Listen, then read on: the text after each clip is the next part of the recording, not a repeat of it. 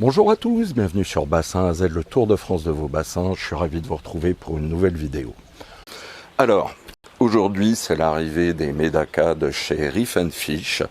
Donc, je vous passe la présentation de l'ouverture de la boîte, puisque elle est arrivée, comme vous voyez, pas très en forme, un peu plus que mouillée, donc franchement j'ai eu peur. Donc je voulais pas filmer, j'allais pas perdre de temps, je les ai mis directement à tremper, qui prennent la température de la vasque qui est ici. Heureusement, aucune perte. Donc ils sont là, on les laisse récupérer tranquillement, on fait tremper les sacs, je vous le rappelle, pour qu'il n'y ait pas trop de différence de température entre l'eau à l'intérieur du sac et l'extérieur quand on les mettra dedans tout à l'heure.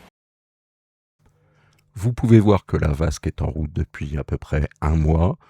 J'ai de l'amande d'eau qui a bien poussé. Et vous pouvez également voir dans la petite lagune au fond du Cyporax de chez Serra, qui est un excellent média de filtration.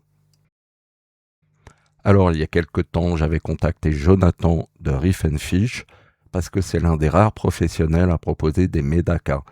C'est vrai qu'il est parfois assez difficile de s'en procurer suivant les régions. En plus de sa boutique physique, il fait également de la vente par correspondance et honnêtement, c'est extrêmement rapide. Hier encore, il m'a envoyé un message pour savoir si j'étais disponible aujourd'hui et comme vous pouvez le constater, je les reçois dès le lendemain.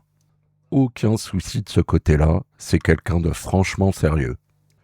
Je vous montrerai tout à l'heure les différentes variétés que j'ai reçues. Il y a des champagnes, des dragons noirs et des kohaku. Je vous présente tout ça dans quelques instants. Allez, pendant que les sacs flottent tranquillement pendant une demi-heure, maxi une heure, je vais vous donner quelques nouvelles des médakas que j'avais introduits il y a quelques jours dans le petit bassin. La vidéo complète sortira, je pense, la semaine prochaine. L'acclimatation se passe super bien. On ne les voit pas énormément pour le moment. On aperçoit davantage les neutropices. Les médakas sont bien présents et se portent parfaitement. Ils se déplacent un peu partout dans le bassin. Ils passent beaucoup de temps sous les nénuphars, mais la cohabitation se déroule vraiment très bien. Voilà, ça fait maintenant une bonne demi-heure que les sacs flottent. Avant de continuer, je voudrais préciser une chose très importante. Si vous réalisez une vasque, un bassin ou tout autre projet aquatique, il faut toujours attendre la fin du cycle de l'azote avant d'introduire les poissons. Ce cycle peut durer entre 4 à 6 semaines, voire davantage. Donc je vous rappelle, j'ai fait une petite vidéo en dessin animé, je vous remets le lien, c'est juste ici. Donc pendant cette période, il faut réaliser des tests d'eau régulièrement, notamment pour surveiller les pics de nitrite et d'ammoniac. Alors pour ceux qui ne le savent peut-être pas, le médaka est également un excellent poisson anti-moustique. Il raffole des larves de moustiques. D'ailleurs, lorsqu'on possède une vasque comme celle-ci, les moustiques préfèrent généralement venir y pondre plutôt que dans les simples soucoupes de pots de fleurs. C'est pour cette raison que les médakas sont vraiment idéaux et on devrait franchement en mettre partout. Donc voilà, ça fait une heure que ça trempe. Donc je vais sortir les sacs un à un et je vais les mettre dans mon récipient. Ça y est, ils sont dedans. Et là vous me dites, on aimerait bien les voir peut-être. Eh oui, bien sûr. Donc j'ai reçu 3 variétés, des kohaku, des dragons noirs et des champagnes. Les champagnes et dragons noirs se trouvent dans ce récipient et les petits kohaku dans celui-là. Alors ils vont reprendre un peu de couleur dans les prochaines heures ou les prochains jours car le transport est toujours une source de stress. Comme pour les koi, les couleurs sont souvent plus ternes après le voyage. Pour ceux qui se demandent pourquoi je les ai placés dans ces petits récipients en attendant, je vous rappelle une chose importante, on ne verse jamais l'eau du sac de transport dans la vasque. On ne sait jamais ce que l'eau peut contenir et il serait dommage de polluer la vasque ou le bassin. Comme je le disais, l'eau est actuellement à la même température que celle de la vasque. D'ailleurs, je vais me dépêcher. Donc, je vais maintenant passer à l'étape suivante. J'ai prélevé de l'eau de la vasque dans cette bouteille et je vais l'ajouter progressivement.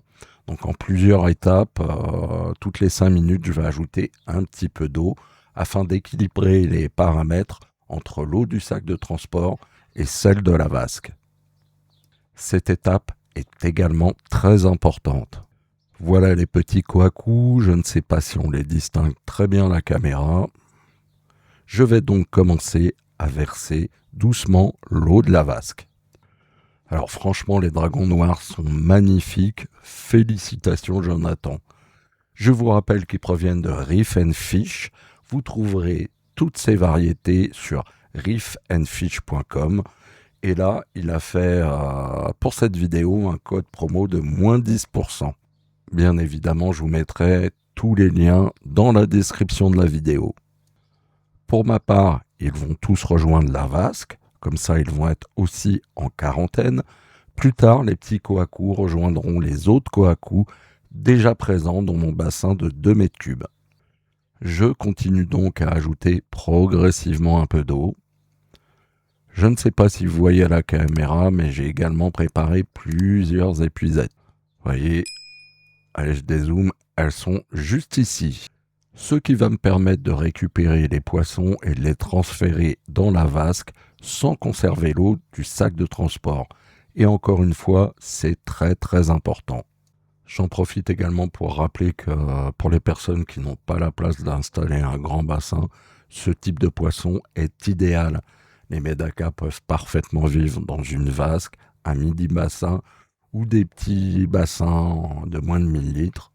C'est aussi une excellente solution pour profiter des poissons de bassin sur une terrasse ou un balcon. À ce sujet, je vous rappelle d'ailleurs que j'ai sorti un livre entièrement consacré aux poissons de petits bassins, aux vasques et aux espèces adaptées comme les médakas ou encore les Neotropis et bien d'autres. Allez, on continue encore un peu, on ajoute progressivement de l'eau. Dites-moi en commentaire quelles sont les variétés de médakas que vous préférez. Vous aimez plutôt les poissons colorés ou des variétés plus sobres? Personnellement, là, je craque complet sur les dragons noirs. Ils sont franchement magnifiques. L'acclimatation touche maintenant à sa fin. Il va être temps de les attraper et de les relâcher dans leur nouvel habitat. Je vais commencer par les kohaku. Voilà, je vais mettre les autres. Bon, je vous passe la vidéo en accéléré parce que sinon ça mettrait trop de temps. Voilà, ils sont tous dedans. Bon, j'aurais peut-être dû mettre un fond blanc, du sable blanc pour mieux les voir. Remarquez le problème elle-même, si c'est avec un fond blanc, les champagnes et les kohaku auraient été moins visibles. Avec un fond sombre, c'est les dragons noirs qu'on verrait à peine. Voici donc leur nouvel habitat pour tout l'été. Je rappelle également une chose importante, si vous habitez dans une région froide, il faudra impérativement rentrer la vasque l'hiver. Il ne faut pas laisser les poissons dans une vasque extérieure sur un balcon pendant toute la mauvaise saison, sinon vous risquez de vous retrouver avec des glaçons de médakas.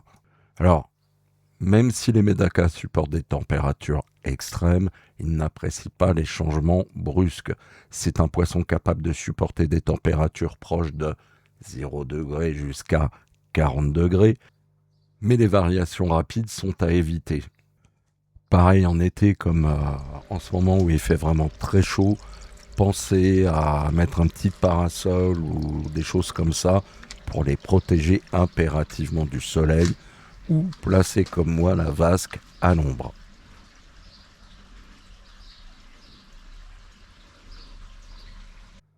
Franchement, ils sont super beaux ces petits médakas, non? Alors si vous avez des questions à leur sujet, n'hésitez pas à me les poser en commentaire ou également sur d'autres sujets. J'ai déjà réalisé plusieurs vidéos consacrées aux médakas que vous pouvez également retrouver sur ma chaîne YouTube. Vous y trouverez normalement la vidéo dans laquelle j'introduis mes anciens médakas dans le petit bassin. Bon alors elle est peut-être pas tout de suite disponible parce que je ne sais pas si ça va être cette vidéo ou l'autre qui sera publiée en premier. Allez, je vais maintenant les laisser s'acclimater tranquillement. Alors il fait très très très chaud puisque là j'ai 32 degrés dehors, ils annoncent 36, 37. Donc moi personnellement je vais leur changer la vasque que fait 40 litres et tous les jours je vais retirer 4 litres et prendre 4 litres du petit bassin pour les remettre dans la vasque. J'ai également mis un thermomètre pour voir l'eau de la vasque et les températures. J'ai mis un parasol parce qu'en fait là la vasque est à l'ombre, mais elle prend malgré tout le soleil vers 18h le soir. Et là, à cette heure-là, la température de l'eau de la vasque monte très vite. Donc je la protège du soleil grâce au parasol. Voilà, je vous laisse profiter de quelques vues sous-marines des médakas dans la vasque. Et on se retrouve très vite pour d'autres vidéos. Prenez bien soin de vous et vos poissons. Bye, à la prochaine.